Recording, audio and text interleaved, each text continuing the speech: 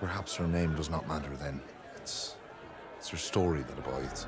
Welcome to Watch Mojo, and today we're discussing 10 of the most interesting things about our favorite hedge knight Dunk and his loyal squire Egg. We're going to minimize spoilers for the two novellas currently unadapted, but we'll discuss anything that could come after. After that, well, we'll see. Number 10. Lots of adventures.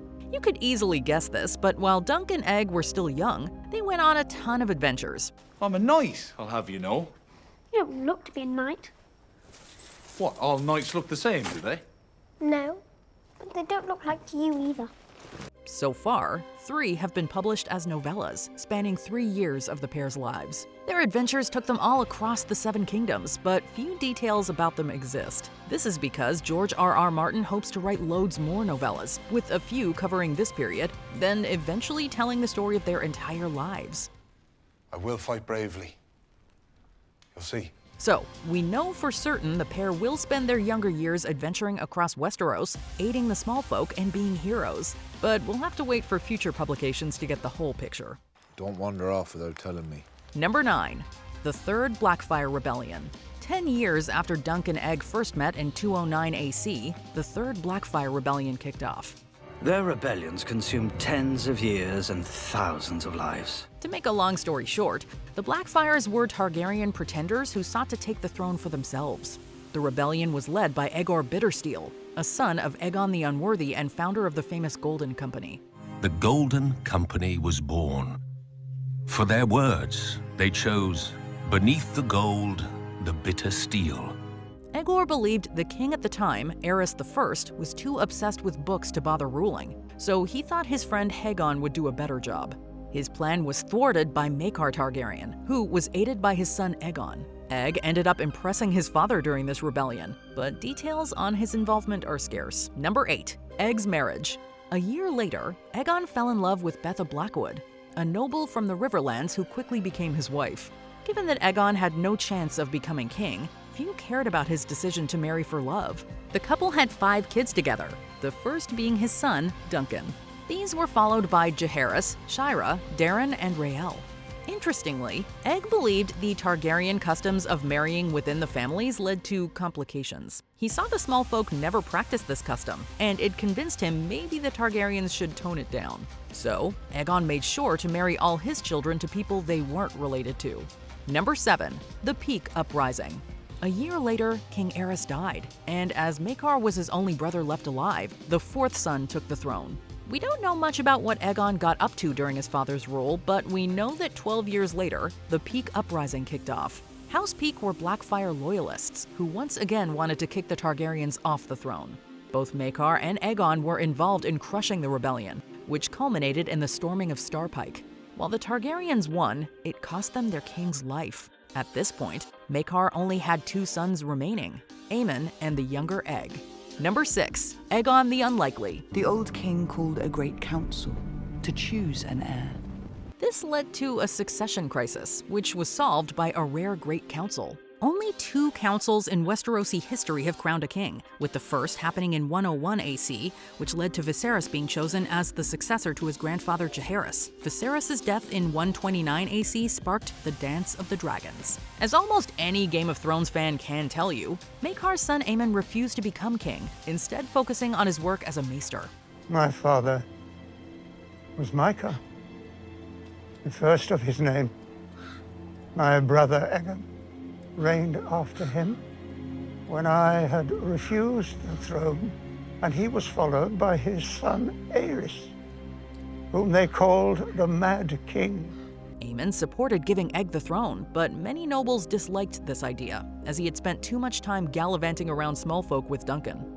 Unfortunately for his haters, there was no better choice, and the beloved Egg, the 4th son of a 4th son, became Aegon V. Number 5. Lord Commander Duncan. Aegon had not forgotten about his old friend Sir Duncan during this time, though. A few years after Egg became king, Duncan joined the Kingsguard. Sir Duncan the Tall, who as a hedge knight broke several of Prince Aerion Targaryen's teeth while defending a Dornish woman. We don't know when exactly, but it was as early as 236 AC, 3 years into Aegon's rule. Eventually, he became the Lord Commander of the Kingsguard. We don't know when or how, but it happened by approximately 252 AC. He later rose to Lord Command and burned beside his king at Summerhall, because Sir Duncan had sworn our oath. Around this time, he also fought an attorney against the famed Barristan the Bold when he was just a teenage knight. If you know Barristan, you'll be able to guess that he won easily, as many consider him the greatest swordsman in Westeros, with his latest chapters in Marine supporting this claim. And what did you do? I made sure no one killed him. Number 4. Aemon and Bloodraven's Watch. Aegon's first decision as king was to send Lord Brynden Rivers, also known as Bloodraven, to the Night's Watch. This was because during the Great Council, he had offered a Blackfyre safe conduct to Westeros to press his claim. Upon arriving, Brynden had him arrested and executed. Bloodraven was sent to the Wall, being joined by Aemon, who also wanted to take the Black. I'm a maester of the Citadel, bound in service to Castle Black and the Night's Watch.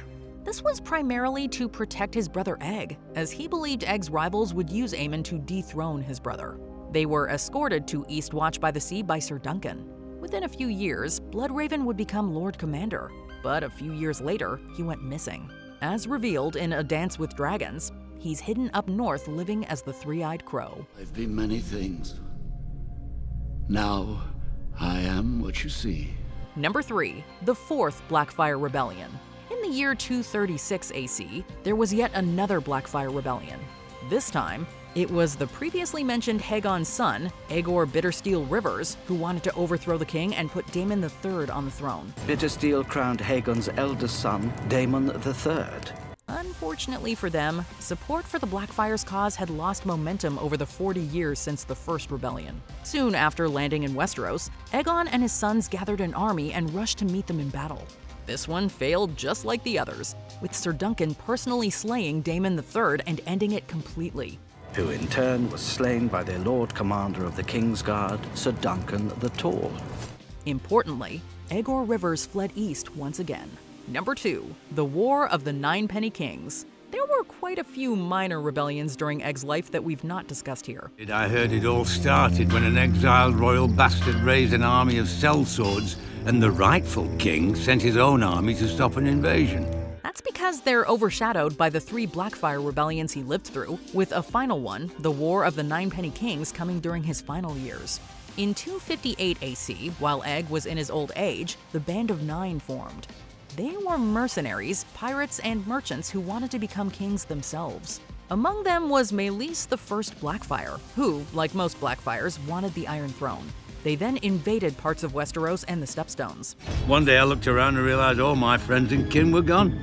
That was fighting beside strangers under a banner I'd never seen. Aegon noticed, but ultimately didn't care. Instead, he preferred to focus on bringing the dragons back to life. Before the Ninepenny Kings made it to Westeros, tragedy would strike at Summerhall. Before we continue, be sure to subscribe to our channel and ring the bell to get notified about our latest videos. You have the option to be notified for occasional videos or all of them. If you're on your phone, make sure you go into your settings and switch on notifications. Number 1. The Tragedy at Summerhall. Both Dunk and Egg perished at the Castle of Summerhall, a treasured holiday home for the Targaryens, plus the place where Egg was born. You shall be king, and die in hot fire, and worms shall feed upon your ashes. And all who know you shall rejoice in your dying. The event is shrouded in mystery, but we know it was motivated by Aegon's desire to revive the dragons. He was obsessed with it during his final years, sending voyages to Ashai to seek lost dragon lore. In 259 AC, he summoned most of his friends and family to Summerhall. They were celebrating the birth of Rhaegar, his great-grandson and the future father of Jon Snow. We don't know what happened, except that the whole place burned down, taking with it the lives of Aegon and Sir Duncan. Aegon V tried to hatch stone dragon eggs with sorcery, and burned to death. Is there a part of Duncan Egg's life you'd like to see adapted most? Let us know in the comments.